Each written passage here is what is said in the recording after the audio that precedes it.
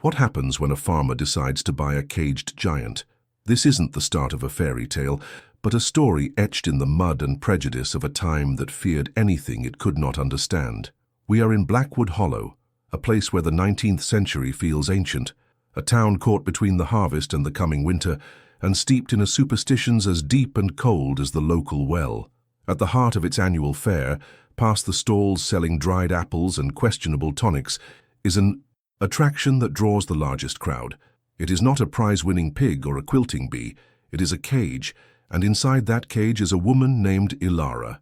Her story, the one they whisper and shout, is that of the giant widow, a monster responsible for her own husband's death. And today you will learn the truth of what happened in that muddy town square, a truth that begins not with a roar, but with a silence so profound it could break your heart.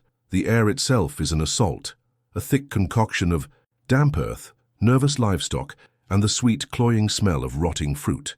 Some of that fruit, bruised and half-eaten, is thrown by children who are too young to understand the cruelty they are performing, only that the adults around them approve. They hurl their small insults at the iron-barred cage where Ilara sits, a monument of human misery. She is a woman of colossal stature, well over 7 feet tall, with shoulders that speak of a strength she has never been allowed to use for her own good. Her massive frame is folded into the cramped space, an eagle forced into a sparrow's cage, her knees drawn up to her chest in a posture of permanent defense. Her hair, a long and tangled curtain of dark brown, hangs over her face, shielding her from the hundreds of eyes that stare but cannot truly see her. Her stillness is a language of its own. It is not the defiant stillness of a cornered predator, but the utter stillness of a spirit that has surrendered. It is the silence of a soul that has been told, day after day, that its very existence is a curse. The crowd feeds on this silence, their fear a palpable thing, a living wall of prejudice that has followed Ilara from the day she was born. It is this fear that has built her cage, bar by bar, long before the showman Master Borin ever turned a key in its lock. He circles the cage now, a predator in his own right, his voice a slick and oily thing that slithers through the crowd. He is a master of his craft, weaving a narrative of unnatural power, of a cursed woman whose touch brings ruin. He points a gloved finger, and the crowd shivers with a delicious, morbid thrill. Master Borin tells them of the storm, the falling oak, the husband crushed in his sleep. He paints a picture of a monstrous wife who walked away without a scratch, her unnatural size a shield against God's own fury. He does not speak of her grief. He does not speak of the love she lost. He speaks only of the spectacle, the beast, the unnatural thing, captured for their entertainment and their protection. And Ilara, behind the veil of her hair, endures it. Each word is a stone, adding to the weight that has been pressing down on her since she was a child. To understand the depth of this public torment, you have to understand the quiet, simple dream it destroyed. She never asked for greatness, only for normalcy. A small garden to tend, a walk through the market without causing a panic, the simple human dignity of being seen as a person. And, have you ever felt that? Perhaps not in a cage at a village fair, but in your own life. Have you ever felt the weight of 100 pairs of eyes, all seeing a version of you that isn't real? Have you ever been judged by a story someone else created, a label that erases everything you truly are inside? If you have, even for a moment, then you know a fraction of the agony that Ilara was breathing in that cage. It is a unique and terrible loneliness, to be surrounded by people yet be completely and utterly alone. That feeling, that desperate need to scream, "That's not who I am," is a cage of its own, and it is a prison many of us have known. From the edge of the jeering crowd, a man watches. He is not like the others. His name is Silas, a farmer in his late 30s, a man whose own story is written in the lines on his face and the permanent sorrow in his eyes. He is a widower, a fact the town has long since forgotten, but a wound that has never fully healed for him. His hands are calloused from a lifetime of wrestling a living from the stubborn soil, and his silence is of a different kind than Ilara's. His is the quiet of a man who listens more than he speaks, who observes the world with a deep, resonant ache.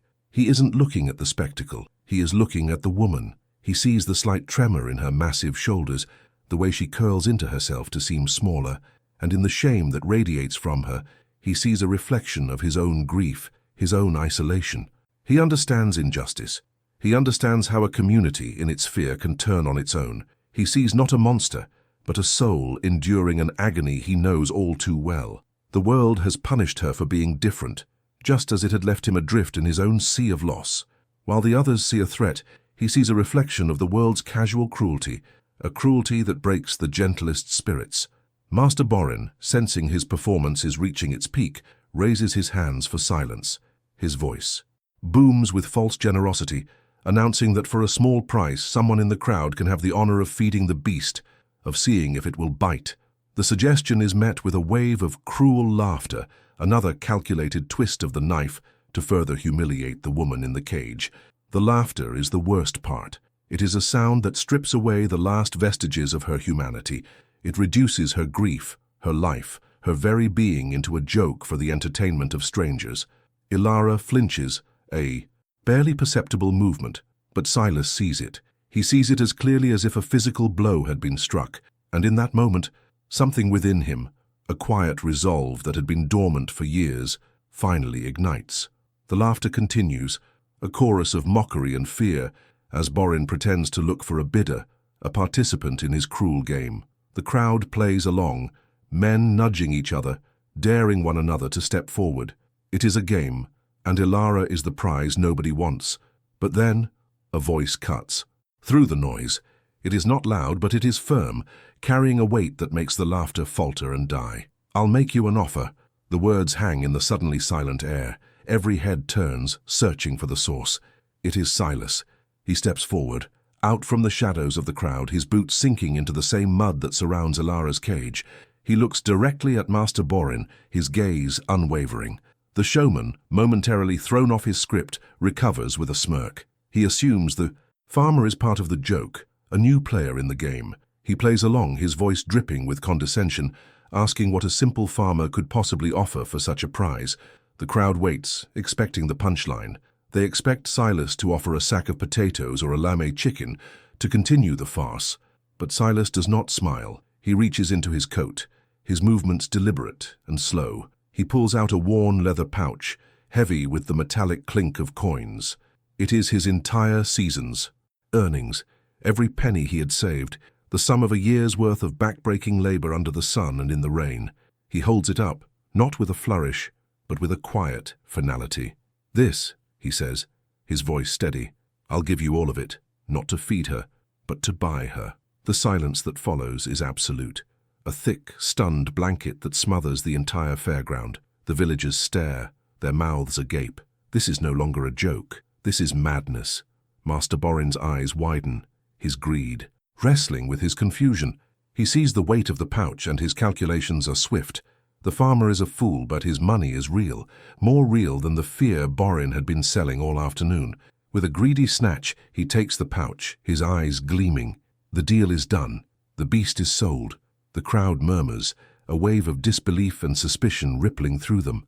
What could a man like Silas possibly want with a creature like her? The rusty lock on the cage groans as Borin turns the key. The sound is a shock, and Ilara, who had been lost in her own world of shame, looks up for the first time. Through the curtain of her hair, she sees the cage door swing open. Her heart hammers against her ribs. She expects more torment, a new kind of cruelty she cannot yet imagine. She sees the farmer Silas approaching. She shrinks back, pressing herself against the cold iron bars at the back of the cage, bracing for whatever comes next. The entire town of Blackwood Hollow holds its breath, watching as the quiet farmer stands before the open door of the giant's cage, the fate of two broken souls hanging in the balance. The real story was not ending. It was just about to begin. The journey from the fairground to Silas's farm was a walk through a world of ghosts. The boisterous noise of the market had been replaced by a silence that was far more menacing. It was a silence filled with the slam of distant shutters, the twitch of curtains in windows, and the weight of 100 unseen eyes boring into their backs. Silas did not lead Ilara with a rope like a purchased animal. He walked beside her, his pace measured, his gaze fixed on the muddy track ahead. He did not try to fill the silence with words, for he knew that any words he offered now would be meaningless, hollow sounds against the mountain of her pain. For Ilara, this wasn't freedom.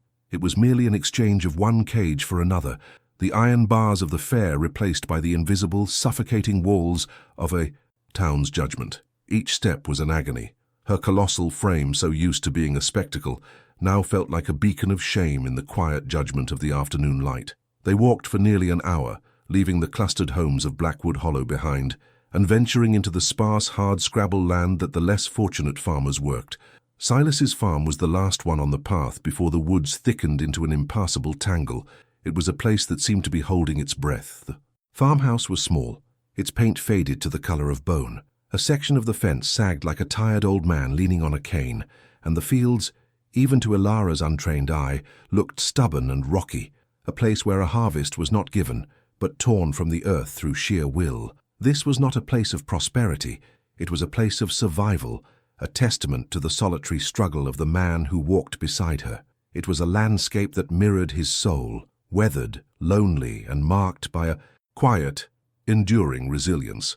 When they reached the house, Silas opened the door and stood aside, a simple gesture of respect that felt as foreign to Ilara as a forgotten language. She hesitated on the threshold, her great height forcing her to stoop to even consider entering.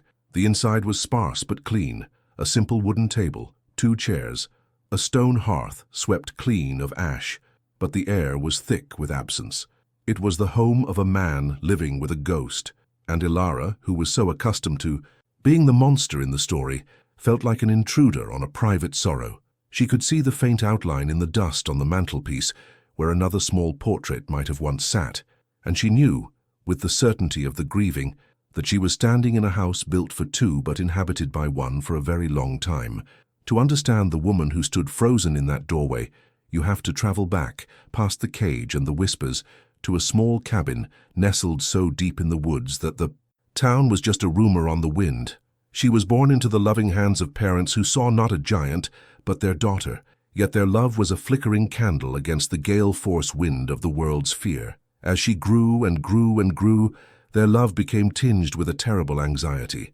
They saw how other children would stop their games and stare, how their parents would pull them close, their faces tight with suspicion. Ilara learned to walk with her shoulders hunched and her eyes on the ground, a child trying to shrink a body that was built on a scale the world was not ready for. Have you ever felt too big for the world around you? Not your body, perhaps, but your dreams, your feelings, your quietest hopes. Have you ever felt the need to make yourself smaller, to fold yourself up so as not to disturb those who live in smaller, neater boxes? That was Ilara's entire childhood. Her immense physical strength was a secret she was taught to hide, a source of shame rather than pride. While other boys learned to chop wood and other girls learned to sew, Ilara learned the crushing arithmetic of her own existence, that her size was a debt she would have to spend her entire life repaying through silence and submission. Her every movement was a calculation, an effort to be less, to take up less space, to be anything other than what she was. Her only dream was for the smallest, most ordinary of lives. She would sit at the edge of her parents' small garden, her massive hands, capable of uprooting a small tree, gently tending to a single fragile sprout. She dreamed of the anonymity of a market, of being able to smell the fresh-baked bread without feeling the heat of a dozen stares on her neck. She longed for the simple dignity of being seen as a woman, not a phenomenon. This quiet, desperate yearning for normalcy was the core of her being, a gentle soul trapped in an intimidating vessel, a heart that beat with a soft and steady rhythm inside a chest that the world saw as a weapon. Then, for a brief, miraculous time, her dream came true. His name was Thomas. He was a man from the village, but not of it. A maker of clocks, a man who understood the intricate, delicate workings of things. He was considered an oddity himself, more comfortable with gears and springs than with people. He was not intimidated by Ilara's size. He was fascinated by the quiet grace she tried so hard to conceal. He looked at her and saw not a giant, but the sad and lonely girl she had been forced to become. He was the first person to ever ask her what she thought, to listen to the soft, hesitant voice she rarely used.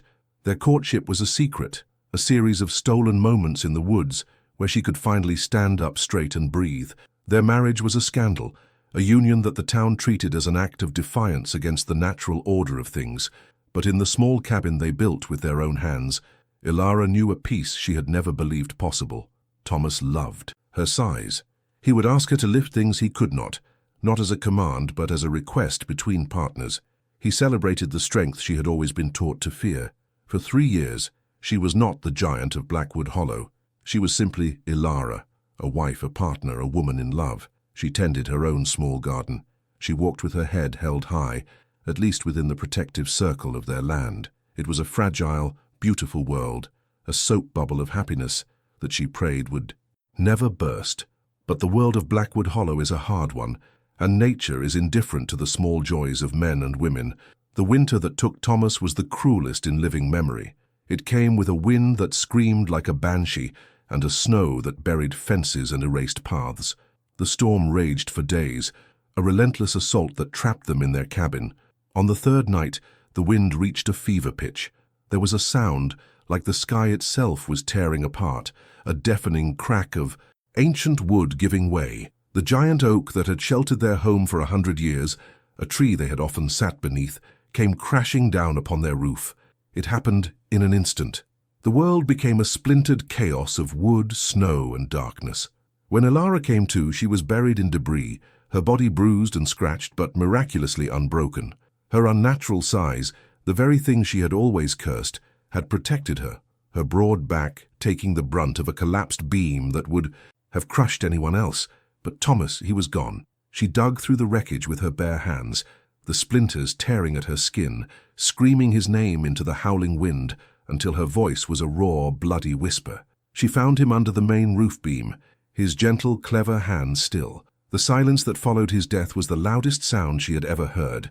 When the storm finally broke and the villagers dug their way out, they found her sitting in the ruins, cradling Thomas's body, her face a mask of frozen, uncomprehending grief. But they did not see a grieving widow. They saw a monster who had survived a catastrophe that had killed a normal man. Her survival was not a miracle. It was evidence of her unnaturalness. The whispers started immediately like sparks in dry tinder. The storm wasn't random. The tree wasn't just old. Her presence, her very being, had drawn the disaster.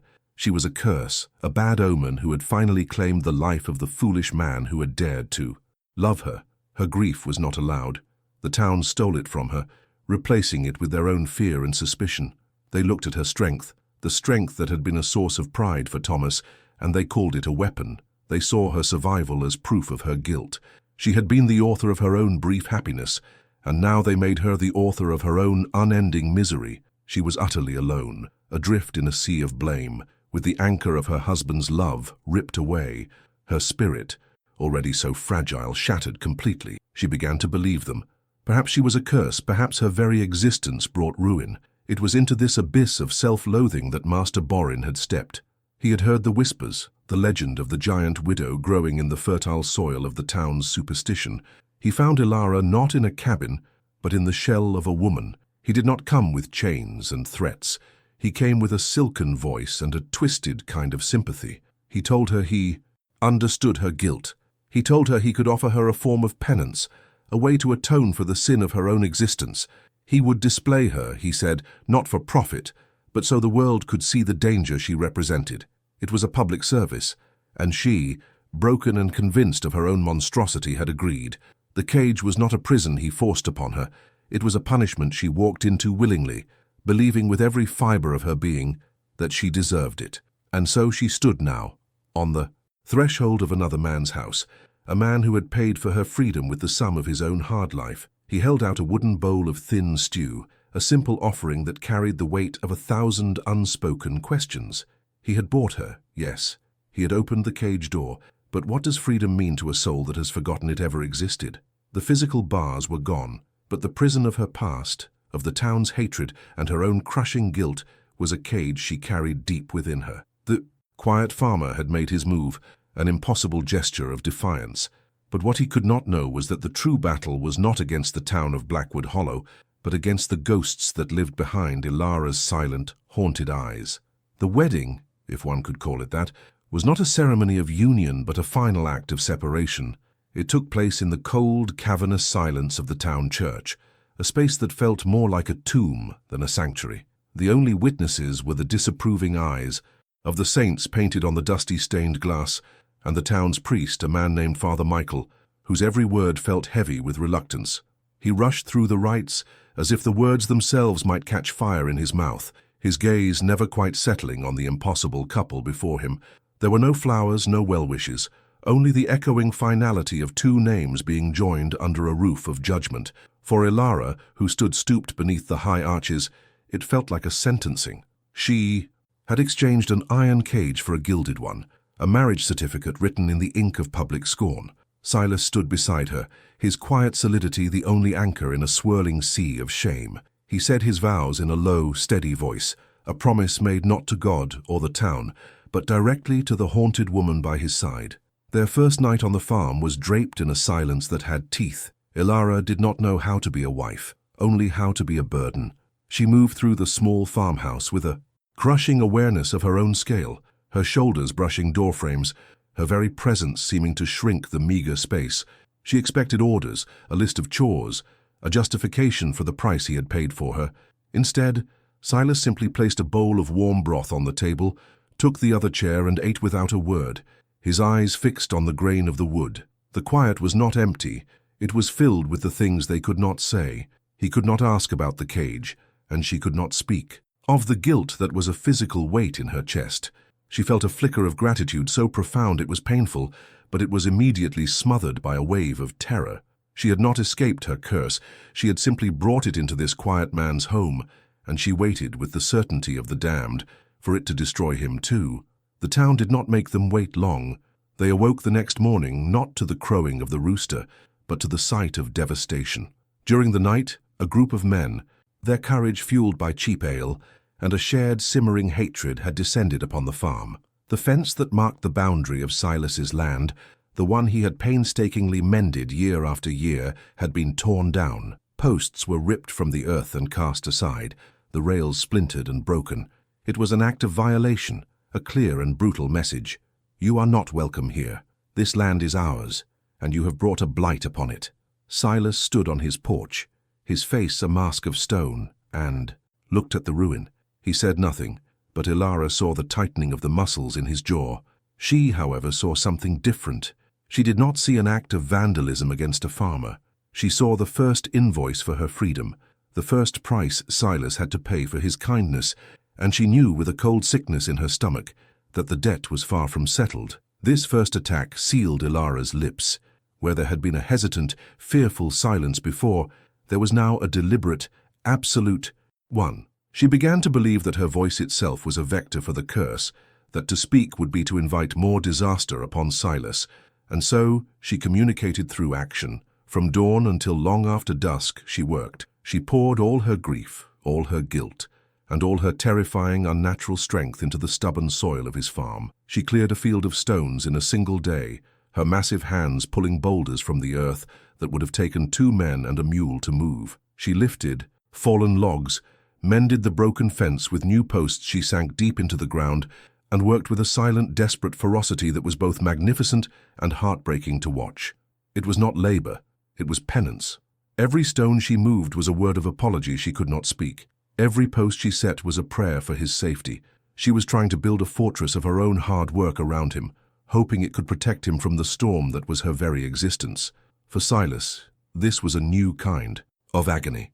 He had freed a woman from a cage only to watch her build a new one around her own heart. He would try to speak to her, his voice gentle as he worked alongside her. He would tell her about the land, about his late wife, about the simple hopes he once had. He was offering her pieces of his own broken life, hoping she might offer him a piece of hers in return.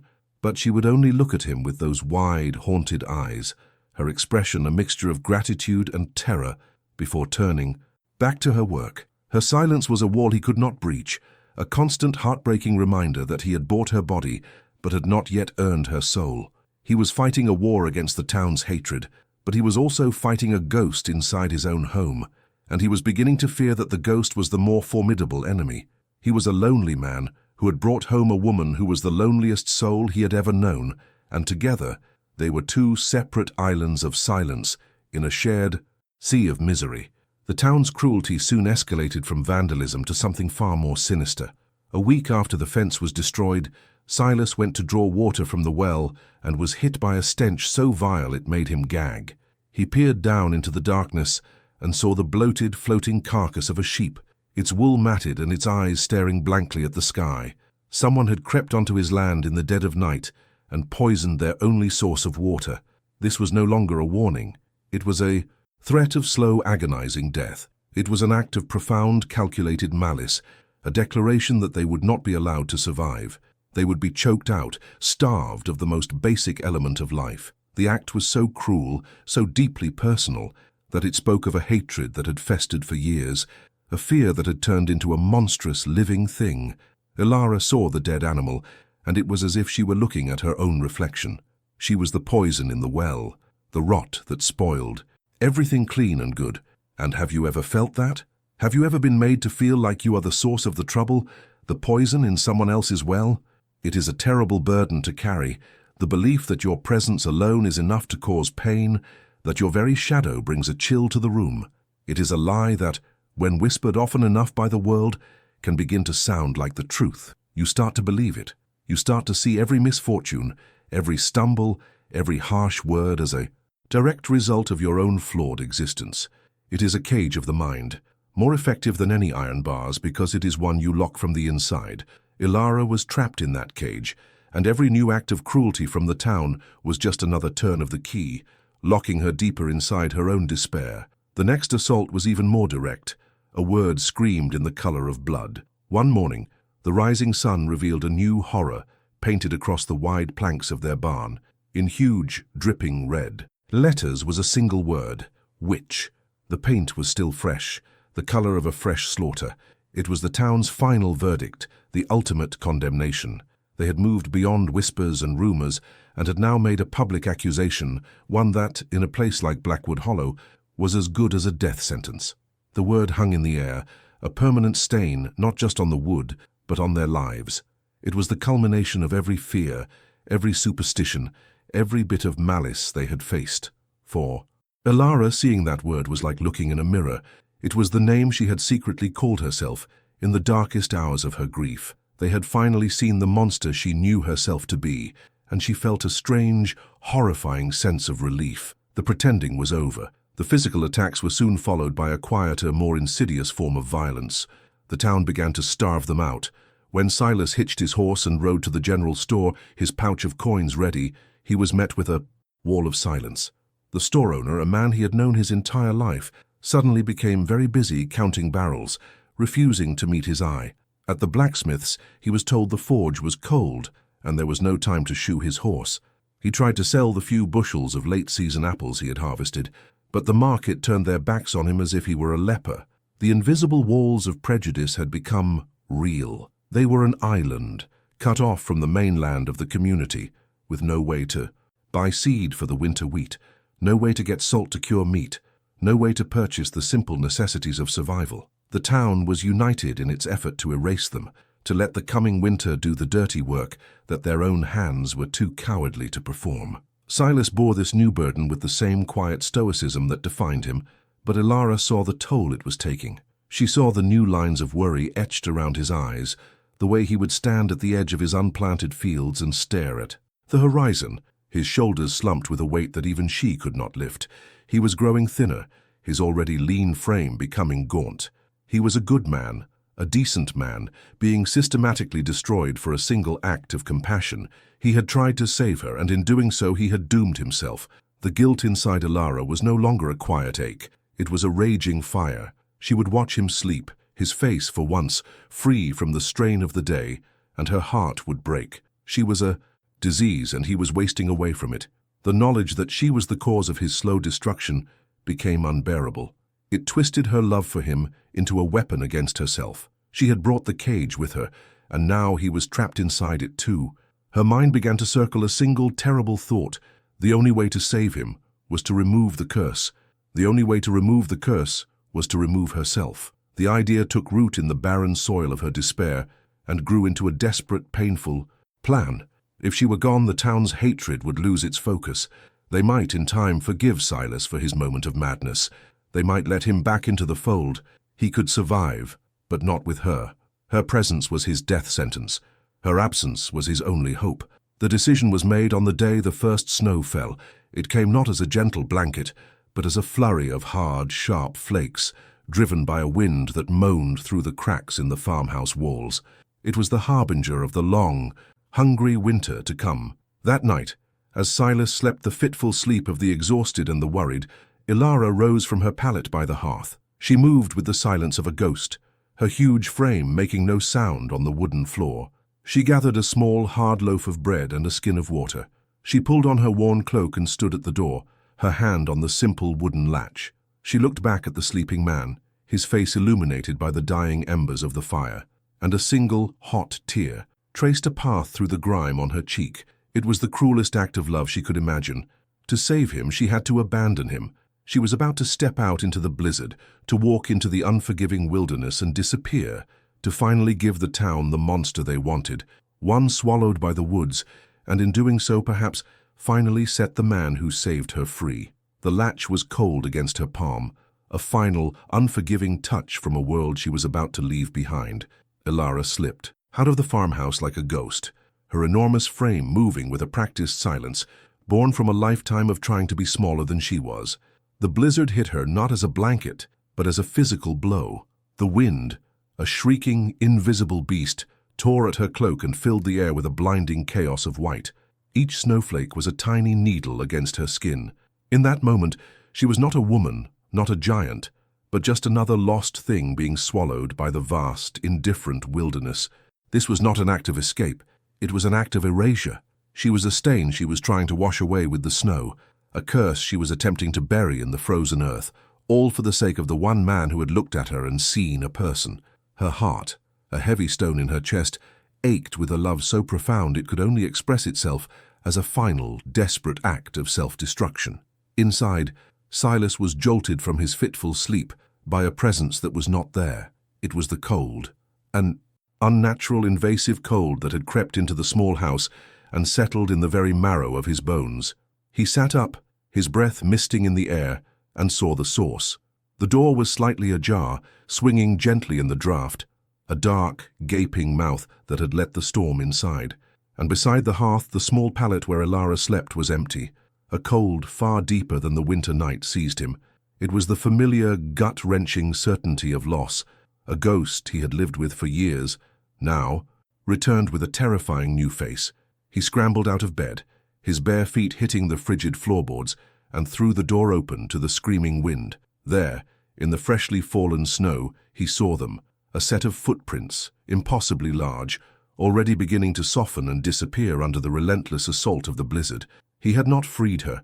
He had only given her a new wilderness to get lost in. He moved with a desperate urgency, pulling on his boots and heavy coat, his mind a whirlwind of fear. He had to find her. He would not lose another soul to the cruelty of this world. He grabbed a lantern, though he knew its feeble light would be next to useless in the whiteout, and was about to step out into the storm when a new sound cut through the howl of the wind. It was a frantic, desperate clang, a sound of pure panic, the town bell. It was not the steady, rhythmic toll for a Sunday service, but the wild, chaotic ringing that meant only one thing: disaster, fire. The sound tore through the night, a cry for help from the very people who had tried to destroy him, and for a heart-stopping moment, Silas was torn between two impossible duties: the woman he had sworn to protect, and the community that had cast him out. Miles away, lost and stumbling through the deepening drifts, Ilara had almost surrendered. The cold was a creeping numbness, a sweet and deadly lullaby, urging her to lie down, to rest, to let the snow become her final blanket. Her desperate act of love was turning into a slow, lonely suicide. But then she saw it. Through the swirling curtain of white, a faint, unholy orange glow appeared on the horizon. It pulsed against the dark underbelly of the storm clouds, a beacon in the blinding chaos. At first, she thought it was a trick of her freezing mind, an apparition, but the light grew stronger, angrier, painting the blizzard in hues of blood and fire. It gave her something she had lost, a direction. Without thinking, driven by an instinct, she did not understand. She turned her weary body toward the light and began to walk, one heavy, agonizing step at a time, drawn toward the very town she had been fleeing. The source of the glow was the town's grist mill, the heart of Blackwood Hollow's winter survival. By the time Ilara reached the edge of the woods overlooking the town, it was a roaring inferno. The wind that had been her tormentor in the wilderness was now the fire's greatest ally, fanning the flames into a furious vortex that devoured the dry timber of the old building. The entire town was gathered, their faces illuminated by the terrible light, their expressions a mixture of horror and utter helplessness. They were watching their winter supply of grain, their very hope of surviving until the spring thaw, turn to ash before their eyes. They were a community united, for the first time in months, by a shared and absolute despair. They were about to learn that prejudice is a luxury that only the safe and the well-fed can afford. Silas had made his choice. He had run for the town, praying that Ilara, in her flight, might have been drawn to the same commotion. As he arrived, breathless, at the edge of the crowd, he saw her. She emerged from the trees like a spectre from a nightmare, a towering figure caked in snow, her eyes wide with a horrified awe as she stared at the blaze. A collective gasp rippled through the townsfolk. The witch! She had come. In their fear-addled minds, her appearance at the scene of the disaster was not a coincidence. It was a confirmation. She was the cause, the curse made manifest. Come to watch them burn. The whispers started instantly, a venomous hiss that spread through the crowd, even over the roar of the flames. But their accusations died in their throats as a new sound of terror erupted from the mill itself. With a deafening crack, a massive support beam, glowing like a hot coal, gave way and crashed down, blocking the main entrance. Screams erupted from within the burning structure. A half-dozen men who had been making a futile attempt to save sacks of flour were now trapped. One of them was the son of the village elder, the very young man who had led the party that had torn down Silas's fence. The crowd surged forward, then fell back, driven by a wall of heat and the terrifying realization that there was no way to get to them. The roof was groaning, ready to collapse. It was no longer a disaster. It was a tomb. Silas saw the horror unfold and grabbed Ilara's arm, his voice desperate. "No," he pleaded, "don't. They'll blame you for this too." He was trying to pull her away, to shield her from their hatred, to save her from their inevitable, twisted judgment. But Ilara was no longer listening to him. She was no longer listening to the whispers of the crowd or the voice of her own guilt. She was listening to the screams of dying men.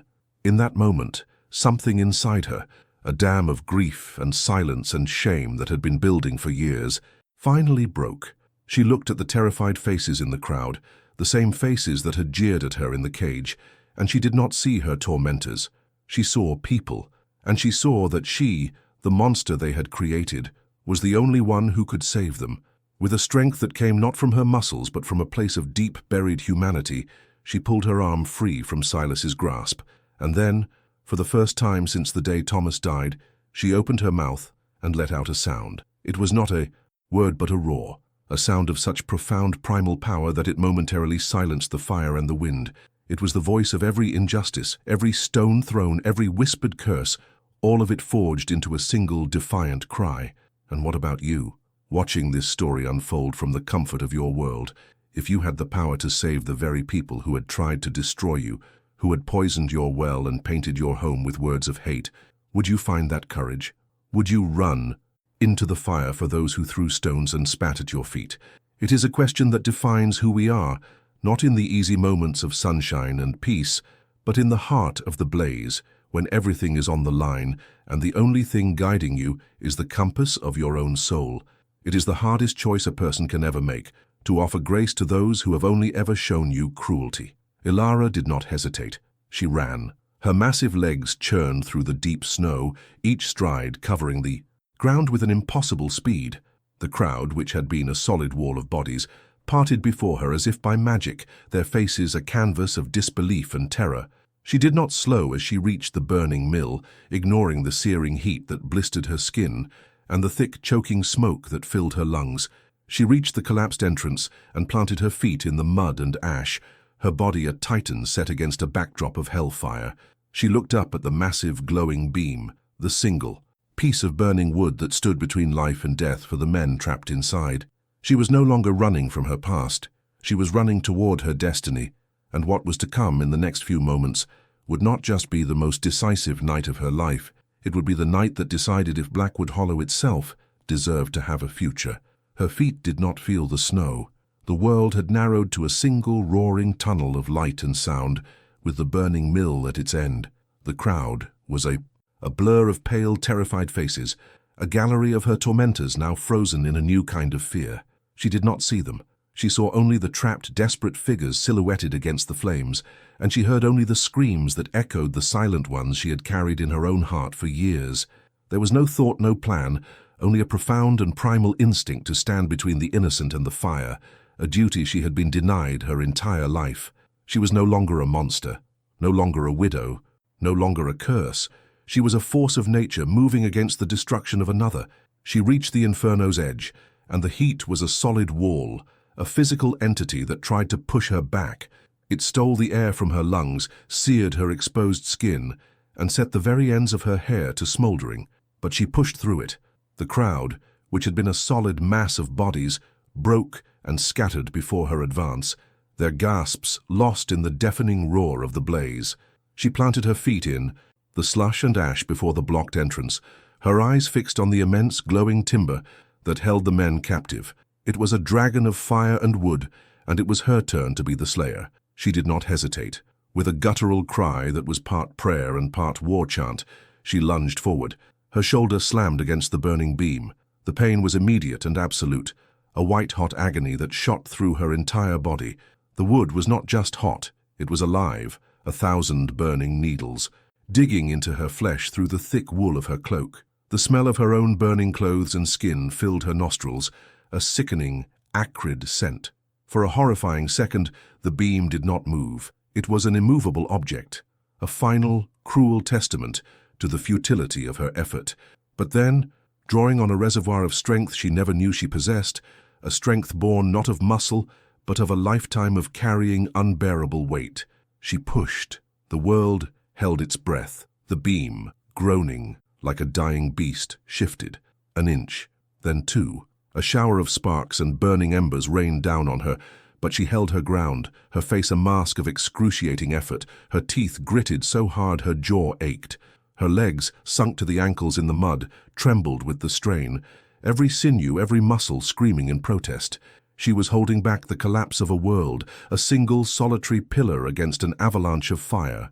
Behind her, the trapped men, their faces streaked with soot and disbelief, saw the impossible gap she had created. They did not need to be told twice. They scrambled through one after another, their movements frantic, their eyes wide with a terror that was now mixed with a dawning, incomprehensible awe. The last one through was the elder's son, the young man who had painted the word witch on her barn. He stumbled out and turned, his face a canvas of pure shock, and for a fraction of a second, his eyes met Ilara's. In that moment, he did not see a monster. He saw a woman, her face contorted in agony, sacrificing herself for his life. It was a truth so direct, so undeniable, that it shattered the comfortable lies he had told himself for years. He saw his own hatred reflected in the flames that were consuming her, and the sight broke something inside him. He was the last one out. He was safe. Ilara felt the shift in pressure, the slight easing of the weight as the last man cleared the opening.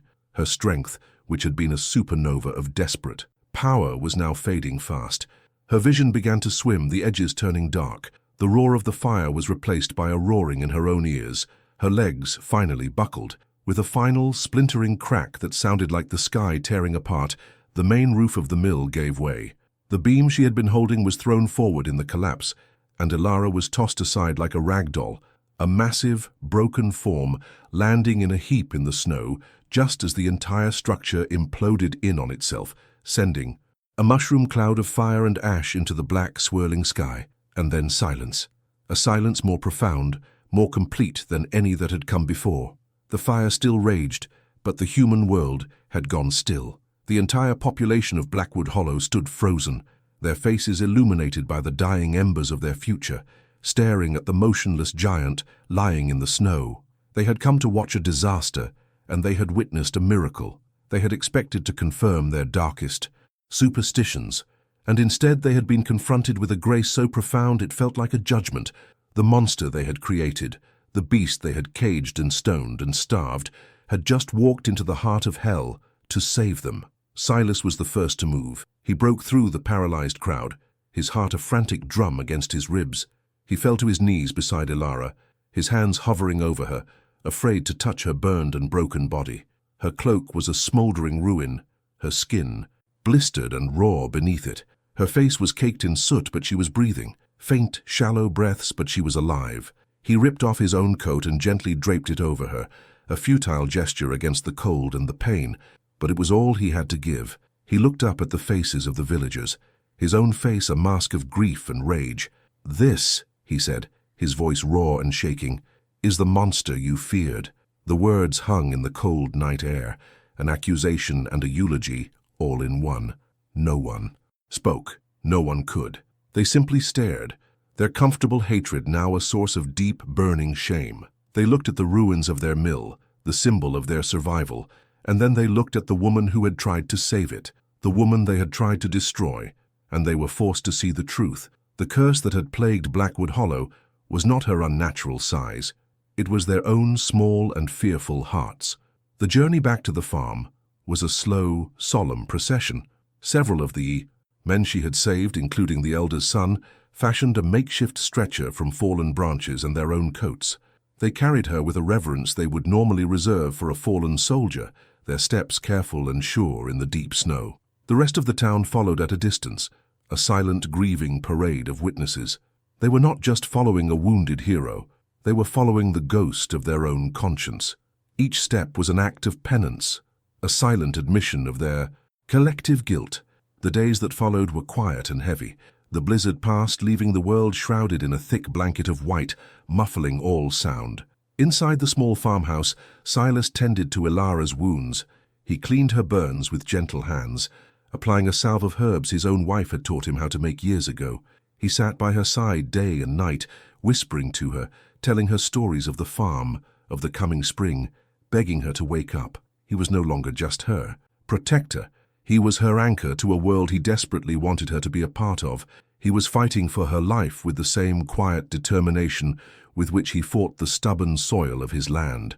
The first visitor arrived a week after the fire. It was the elder's son, his name Thomas, the same as her lost husband. He stood on the porch for a long time, his hand raised to knock, his courage failing him. Finally, he tapped gently on the door. When Silas opened it, the young man did not meet his eyes. He simply held out a basket. Inside was a fresh loaf of bread, a block of cheese, and several jars of potent healing balms. "For her," he mumbled, his voice thick with a shame he could not hide. He thrust the basket into Silas's hands and turned to leave before he could be thanked or condemned. It was the first crack in the wall of ice that had surrounded the farm. The next day, another visitor came. It was the blacksmith, a man whose forge had been mysteriously cold when Silas needed a horseshoe. He carried a set of newly forged hinges for the barn door, their ironwork strong and true. He said nothing, simply set them on the porch and left. The day after that, a woman from the village left a thick woolen blanket, woven with the care of someone trying to undo a great wrong. One by one they came, not with words of apology, for the words would have been too small, too hollow. They came with offerings, with acts of service, with the quiet, humble language of atonement. They were rebuilding the fence they had torn down, not with wood and nails, but with small, hesitant acts of human decency. Ilara was not aware of these offerings.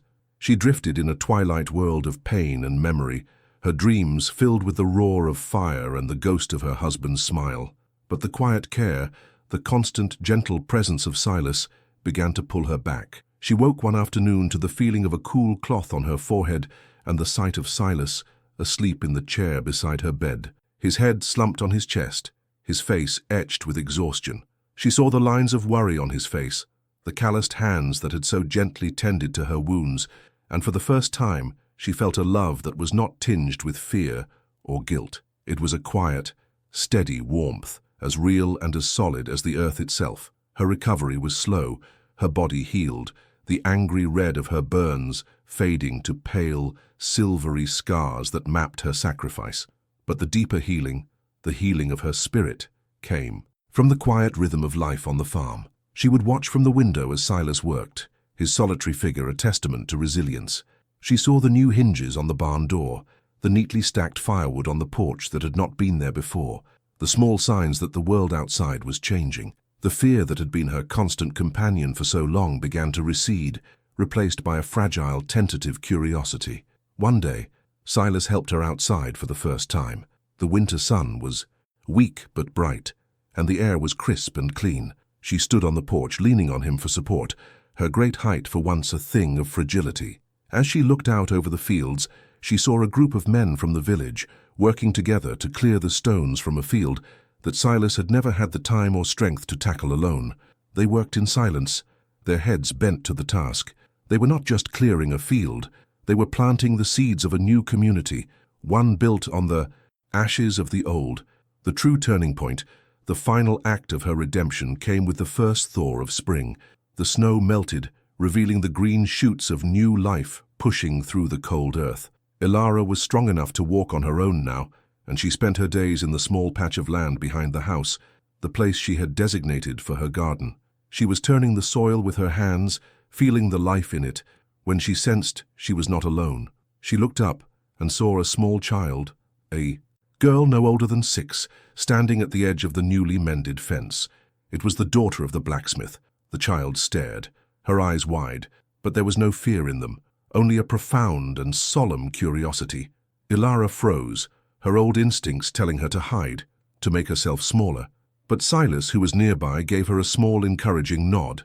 The little girl took a hesitant step forward, then another. She was holding something in her hand. She walked right up to Ilara, who was kneeling in the dirt, and held out her small fist. When she opened her fingers, a single perfect wildflower, a purple crocus, lay in her palm.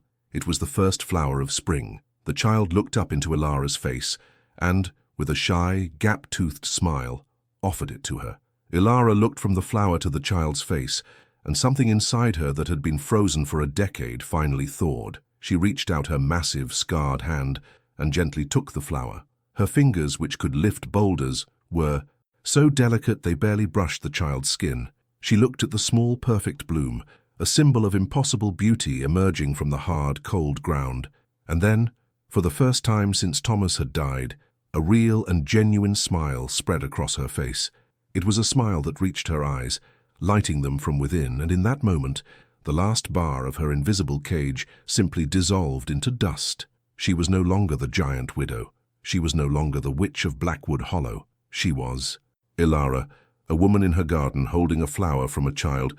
She had walked through fire and come out the other side, not unscathed but remade. Her strength, once a source of shame, had become a source of salvation. Her size, once a mark of monstrosity, had become a symbol of courage. She had not only saved a town from a fire, she had saved it from itself. And in doing so, she had finally, truly, saved herself. And how many of us in our own lives have been put in a cage, perhaps not one of iron bars, but a cage of judgment, of expectation, of a story that someone else wrote for us. We are told we are too much of one thing, not enough of another. We are labeled, categorized, and made to feel monstrous for the very things that make us unique. We learn to hunch our shoulders, to quiet our voices, to live within the cramped confines of a world's narrow imagination. It is a lonely and painful existence, to be seen but not understood. But Ilara's story is a testament to a powerful, universal truth that even in the deepest, coldest winter of our despair, there is always the possibility of a thaw. There is always a moment when the fire comes, a moment that tests everything we are and everything we believe. It is in that fire that we discover our true strength, a strength not to conquer but to save, not to punish but to forgive. It is in that moment of impossible choice that we find the courage to push against the burning beam, to hold back the collapse, and to step out of the cage forever. The world may build the cage, but we are the only ones who hold the key. The key is not anger, nor is it revenge. It is compassion. It is the courage to offer grace to those who have given us none, to see the humanity in those who have tried to strip us of our own. It is the hardest work a soul can ever do, but it is the only work that truly sets us free. Ilara found her freedom not when Silas bought her, but when she chose to save the very people who had sold her. She found her redemption not when the town finally accepted her, but when she finally accepted herself. Her life with Silas was not one of grand adventures, but of quiet, profound peace. They worked the land together, their shared silence now a comfortable language of love and understanding. The town of Blackwood Hollow was never the same. The fire had burned away more than just their mill. It had cauterized a deep and festering wound of prejudice. The story of the giant widow who became their savior was passed down from generation to generation, a legend to remind them that the biggest monsters are often the ones we create in our own minds, and the greatest heroes are often the ones we are too blind to see. If this story has spoken to a part of your own journey, If you have ever felt trapped by the judgment of others only to find your own strength in a moment of crisis, then share that feeling with us. Write in the comments below, I too have known a turning point. Because every story of survival is a beacon of hope for someone else who is still lost in the storm, waiting for the fire that will finally set them free.